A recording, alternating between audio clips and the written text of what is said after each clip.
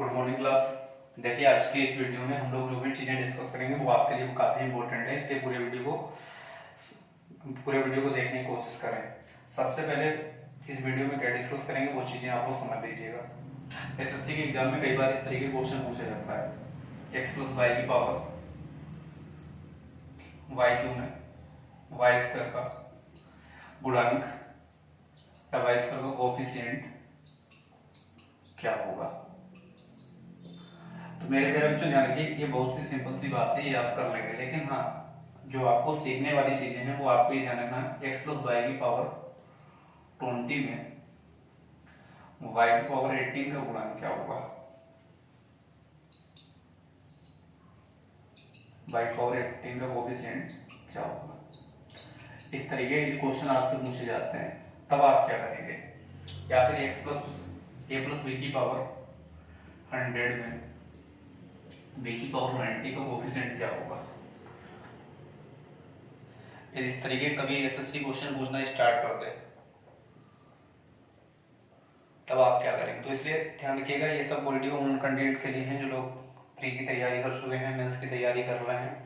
तो कोशिश करिएगा इस तरीके के क्वेश्चन फ्यूचर में पूछे जाते हैं तब आप क्या करेंगे, तो इसके लिए पहले से तैयार होके जाइएगा। ठीक है, तो पूरा कंसेप्ट समझने की कोशिश करिएगा। तो सबसे पहले हम लोग कंसेप्ट को डिस्कस करते हैं, उसके बाद क्वेश्चन करते हैं। मान लीजिए आपसे पूछा गया, तो हम लोग डिस्कस करते हैं कोफिशिएंट की। ठीक है, तो कोफिशिएंट को ध्यान रखिएगा। अब इस चीज को समझने के लिए हमें सबसे पहले देखिए, पिछले 2 वीडियो डिस्कस कर चुके हैं। पिछले 2 वीडियो जो कैंडिडेट नए हैं, जिन्होंने पिछले 2 वीडियो नहीं देखे हैं, तो कोशिश करिएगा पिछले 2 वीडियो को जरूर देख लेंगे, तभी आपको काफी चीजें समझ में आएंगी। हो सकता है कि यहाँ पे बहुत छोटे छोटे पॉइंट जो हमने पिछले 2 वीडियो में डिस्कस किए हो यहाँ पे डिस्कस ना करें।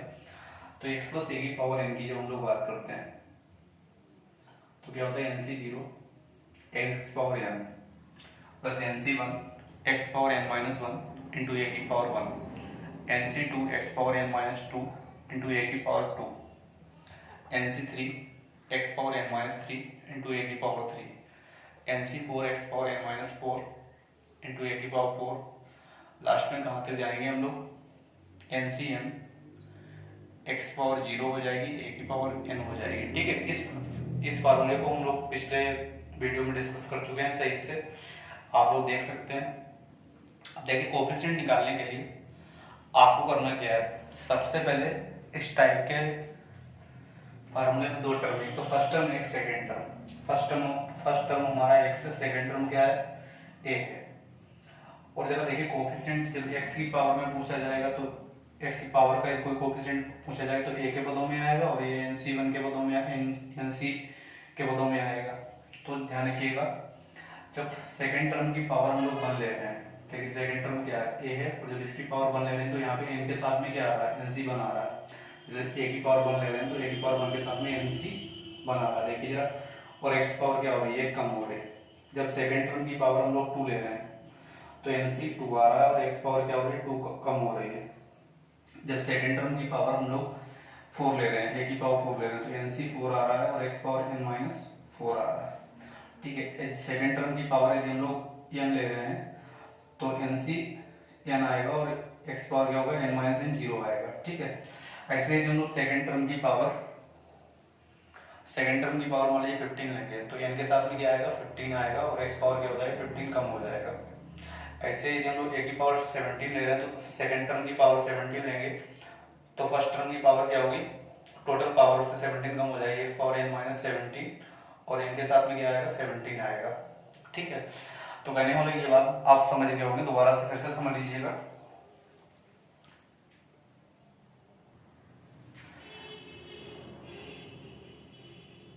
आपको बताया कि जो भी कोफिशिएंट आप जब भी निकालें तो सेकेंड टर्म के अकॉर्डिंग निकालें। सेकेंड टर्म क्या है, ए है। जब सेकेंड टर्म की पावर आपको बताया 18 लेंगे तो इनके साथ कितना आएगा, 18 आएगा, और यहाँ पर फर्स्ट टर्म की पावर क्या हो जाएगी, एक्स की पावर क्या हो जाएगी, 18 कम हो जाएगी। ठीक है, ये मल्टीप्लाई में रहेंगे। जब सेकेंड टर्म की पावर आप 15 लेंगे तो ए की पावर 15 आएगा, तो एन सी 15 आएगा, और फर्स्ट टर्म एक्स की पावर क्या हो जाएगी, 15 कम हो जाएगी।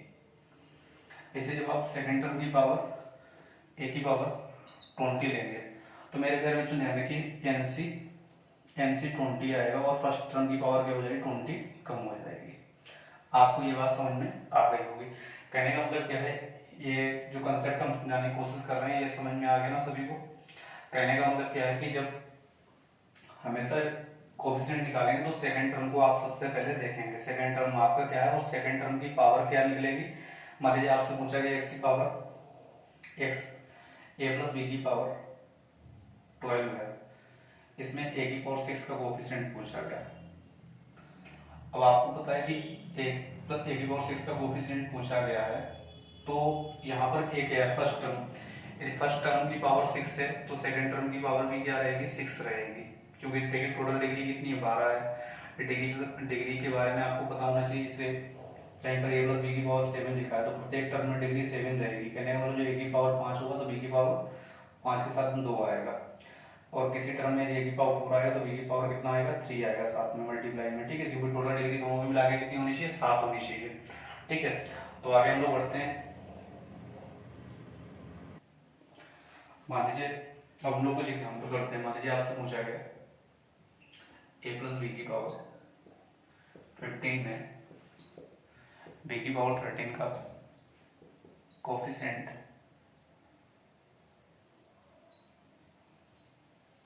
गुणांक क्या होगा।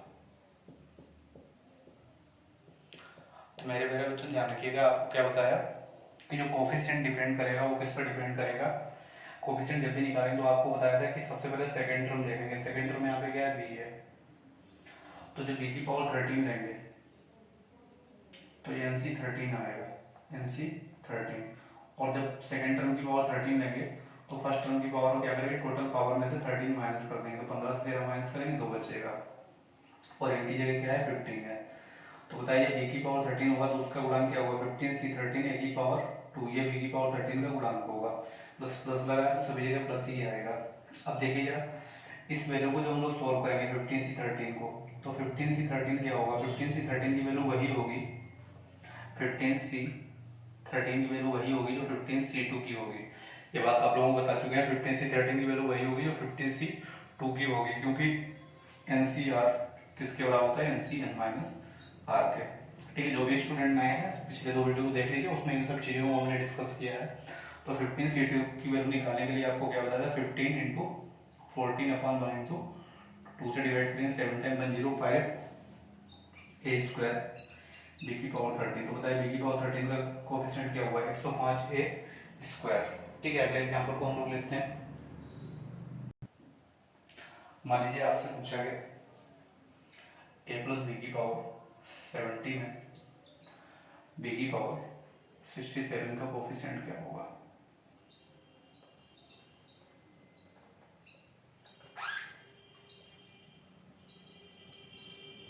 ठीक है, तो बी क्या है यहाँ पे सेकंड टर्म है, तो सेकंड टर्म की पावर 67 है, तो फर्स्ट टर्म की पावर कितनी हो जाएगी टोटल पावर 70 से 67 माइनस करेंगे 3, और आपको पता है कि जब सेकंड टर्म की पावर 67 है तो फर्स्ट टर्म की एनसी क्या आएगा 67 आएगा।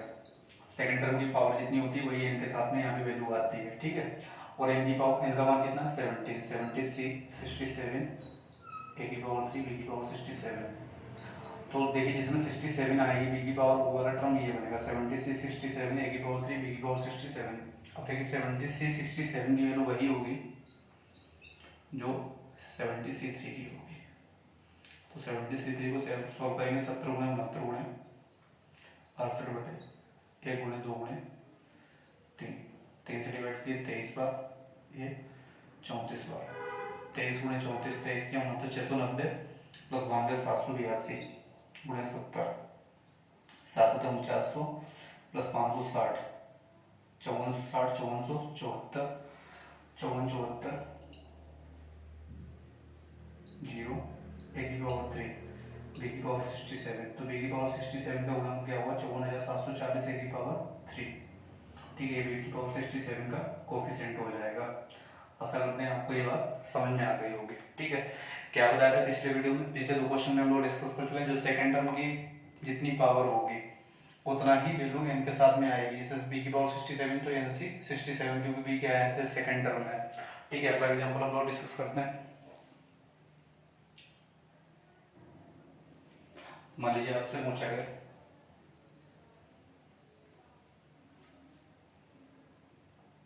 x प्लस बाई पावर 29 में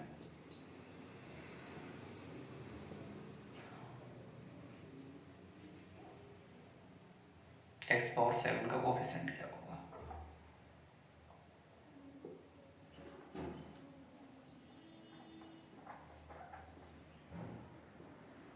तो सबसे पहले ये मैं ये देखना कि x क्या है। यहाँ पे जो आपसे पूछा गया x पावर 7 का कोफिशिएंट, तो x क्या है यहाँ पे फर्स्ट टर्म है, ठीक है। जब फर्स्ट टर्म x पावर 7 लोगे तो टोटल डिग्री 29 है, तो बाई पावर कितनी आएगी 22। सेकंड टर्म की पावर कितनी आएगी 22, क्योंकि देखिए प्रत्येक टर्म में डिग्री 29 ही रहेगी। x पावर जब आप 7 लेंगे तो बाई पावर कितना लेना पड़ेगा 22, और जो सेकंड टर्म की पावर आएगी उतना ही क्या आएगा n के साथ में आएगा, nc 22, और n का मान कितना है 29। तो 29c 22, x power 7 by power 22, तो x पावर 7 का गुणांक क्या हो गया 29c 22 बाई पावर 22, ठीक है। ये हो गया x पावर 7 का कोफिशिएंट,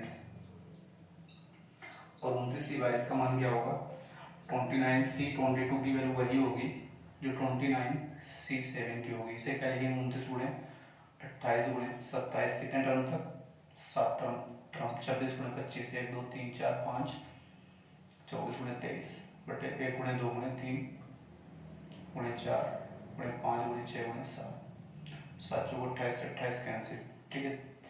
3 गुणे 6, 6 से डिवाइड करिए कितनी बार 4 बार,